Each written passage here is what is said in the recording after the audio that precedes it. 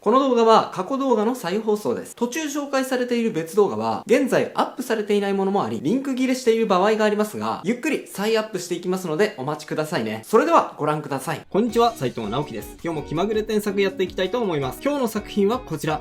パッと見た瞬間なんだか癒されてしまいそうなイラストですよね。シュカさんの作品、イケメンと猫ちゃん。斉藤直樹先生こんにちは。斉藤先生の動画や色々な画像、メイキングなどを見て少しずつ勉強しながら懸命に描いた絵なのですが、キャラと背景が浮く現象がどうにも治りませんでした。線画を色トレスしたり、影をつけてみたり、テクスチャをフリー素材から引っ張ってきて重ねてみたり、できる限りの工夫はしたものの、満足のいく仕上がりにはなりませんでした。Android と IBIS で描いているので、レイヤーが表示されない形式になってしまって申し訳ありません。よろしければ添削お願いします。とのことです。シュカさん、ご応募ありがとうございます。一つ一つのモチーフがしっかり書き込まれていて、シュカさんの一生懸命さがたくさん伝わってきました。それと、猫と少年の優しそうな目から、シュカさんはきっと優しい人なんだろうなっていう風に想像できました。で、今回どこを添削していくかなんですが、シュカさんが感じているキャラと背景が浮いてしまう、いまいちしっくりこない原因について解説しつつ、添削をしていきたいと思います。で、もうもったいぶらずに結論先に言っちゃうんですが、このイラスト、キャラとそれ以外が浮いてしまっている原因はですね、2つあります。1つ目は、デフォルメ具合がずれているから。そして2つ目は、何を書こうとしているのか、まだはっきりと意識できていないから。ですね。特に2つ目は何のこと言ってるのかさっぱりわからないと思うんですが、安心してください。わかりやすく順番に解説していきますね。それでは早速行ってみましょう。まず最初の1つ目。デフォルメ具合がずれているからというところなんですが、これ何のこと言ってるかっていうと、人物と猫のデフォルメ感が若干ずれているように感じました。まずはそこから合わせてみましょう。こうですね。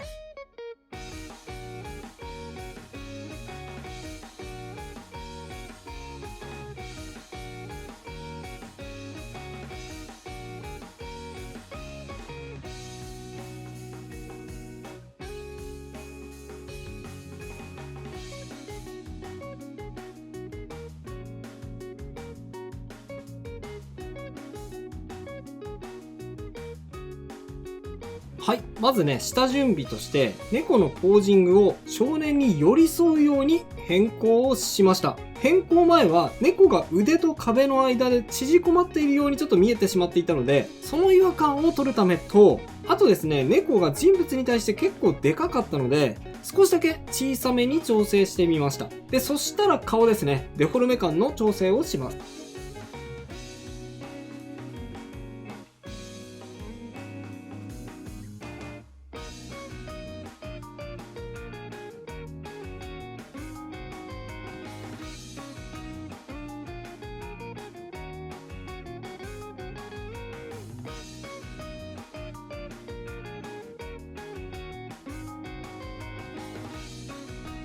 はい。こんな感じです。まあですね、変更前でもダメというわけではもう全然ないんですが、シュカさんはですね、少年については日頃から興味を持って観察している成果だと思います。すごくリアリティを持って描かれているんですが、猫はですね、少年に比べるとさらにデフォルメ化されているように感じました。ちょっとね、コミカルなんですね。なので、こんな風に少年と同じ空間にいてもおかしくないようなデフォルメ感に調整してみました。あとですね、こんな風に少年と猫との接点を作ってあげること。このね、腕にくっついているところ、ここをね、あえて描いてあげる。こうすることによって、それぞれが分離することなく一緒の空間にいる感じが増しますので、そこもポイントだと思います。はい。デフォルメ感についてはこれだけですね。次のポイントに移っていきます。次のポイント。この絵がキャラと背景がしっくりこない原因はですね、シュカさんが何を描こうとしているのかまだはっきりと意識できていないからだという風にさっき言いました。これですね、ちょっと口で言っても何を言っているのかわからないと思うので、実際にやってみちゃいますね。まずはこうしちゃいます。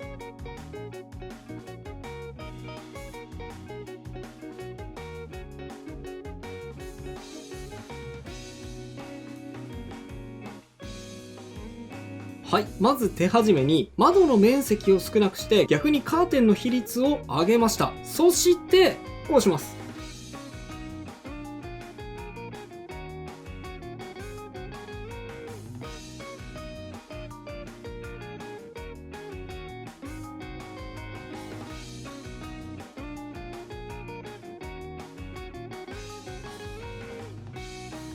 はい。カーテンから透けて見える光ですね。これを強調してみました。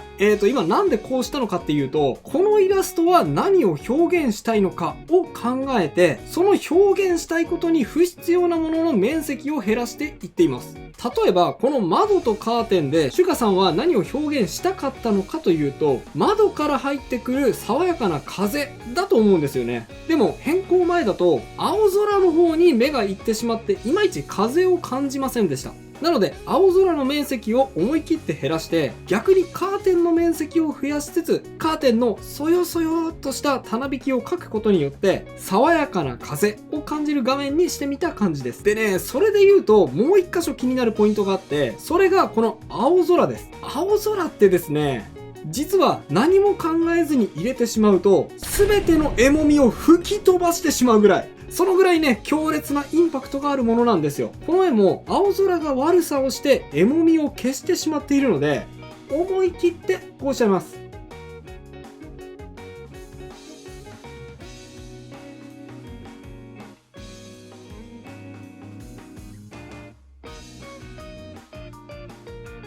はい。窓の外の青空。これを白に変更してみました。ほら、どうですか？窓の外を青じゃなく白にしただけで、雰囲気がぐっと良くなったのがわかりませんでしょうか？ほら。ほら。どうでしょう？いや、青ってね、かなり強い色なので、もしですね、絵の中に青空を描き入れる場合には一旦疑って、本当に青空を入れる必要があるのかなっていう風にね、考えてみるといいと思います。はい、だいぶ良くなってきたと思うんですが、もう少しだけ調整する部分があります。それは画面配置ですね。今の状態だとですね、画面の一番目立つところに少年の顔が配置されてるんですよ。ここですね。なので、この絵はパッと見た瞬間、あ、少年の絵だという印象になっているんですが、でもですね、多分このイラストって別に少年の顔を表現することが一番の目的ではないように僕は思うんですね。つまり、この絵の一番目立つ場所に少年の顔が来ちゃっているから、この絵は背景と人物が乖離してしまっているように僕は感じました。なので、まずはこうしちゃいます。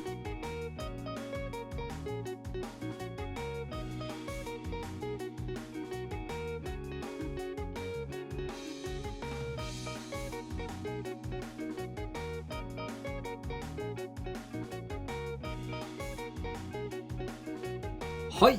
全体的に上の方に構図をずらして、少年は少しだけ見切れている部分を作りました。この上の方、頭の部分ね、見切れさせてしまいました。なので、どっちかっていうと、猫中心の画面になりましたよね。さっきよりも少年だけが目立っている感じではなくなったと思います。そして、さらにこうです。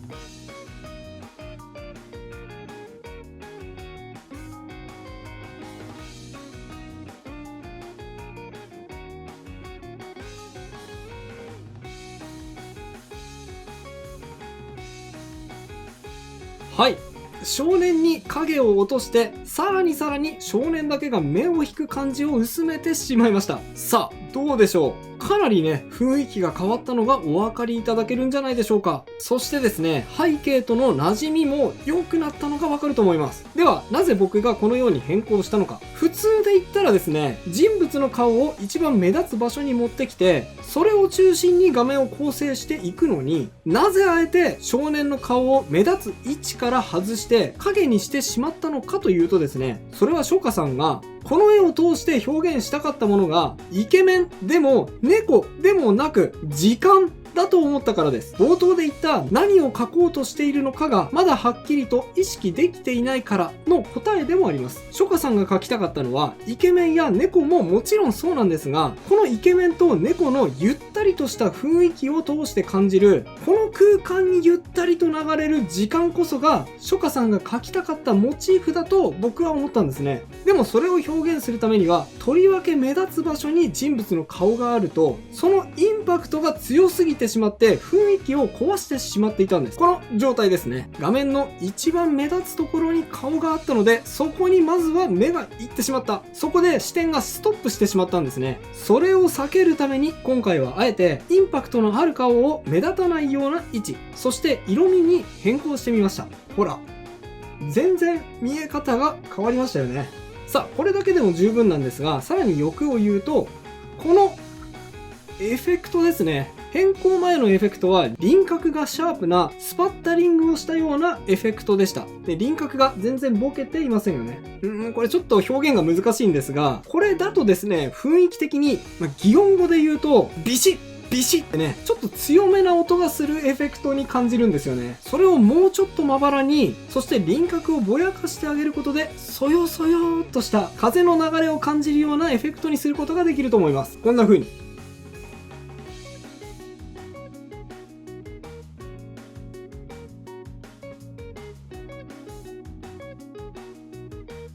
はい。かなりね、雰囲気が柔らかくなったのがわかると思います。あとはですね、ダメ押しでこんなのもいいと思います。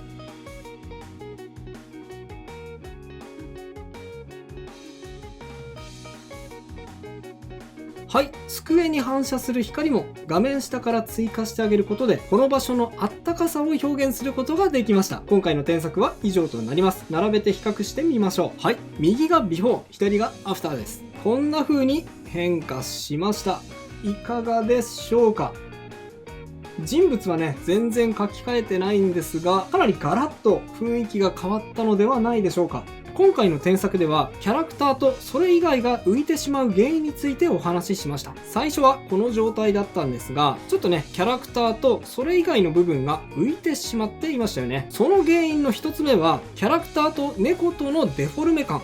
これをですね、こんな風に合わせつつ、さらに欲を言えばキャラクターとの接点を作ってあげること。これによって猫とキャラが分離してしまうことを避けられます。そしてもう一点は、こちら。この絵は何を描きたいのかを自分なりに深く突っ込んで考えてみること。僕は書家さんが本当に描きたかったのは、イケメンと猫を通して感じるゆったりとした時間の流れだと感じました。そのためにはどういう構図にして、どこを強調して、逆にどこを削ぎ落とせばいいのか。そこを考えてみることで、より背景とキャラが馴染んだ雰囲気のあるイラストを描けるようになると思います。書家さん、頑張ってください。それでは最後に、あのコーナー、気まぐれじゃんけんのコーナーです。いきますよ。準備はいいですか？気まぐれじゃんけん、じゃんけん、ポン！それではまた次回の動画でお会いしましょう。バイバイ。ということで、再放送をお届けしました。いかがだったでしょうか？新チャンネルのチャンネル登録と高評価もよろしくお願いします。